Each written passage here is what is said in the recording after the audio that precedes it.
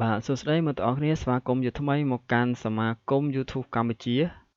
បាទអញ្ចឹងថ្ងៃនេះខ្ញុំសូមបង្ហាញពាក់ព័ន្ធនឹងការ clear browser នៅក្នុង file Chrome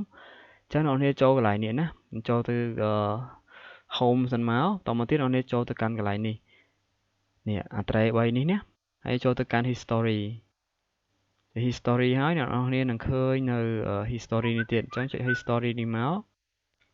ហើយអ្នកនរចុច clear នេះ clear browser អូខេ clear browser អញ្ចឹងវានឹង clear browser ទាំងអស់អ្វីដែលយើងបានមើលពីថ្ងៃប្រហែលម៉ោងហ្នឹង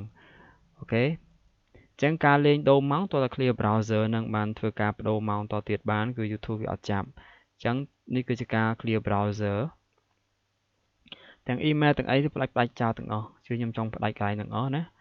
អូខេផ្ដាច់ទាំងអស់ទាំង password អីក៏លែងជាប់ដែរកន្លែងនេះគឺគេហៅថា advanced clearance បើយើង basic ធម្មតាគឺវាធន់តែ clear ធម្មតាតែ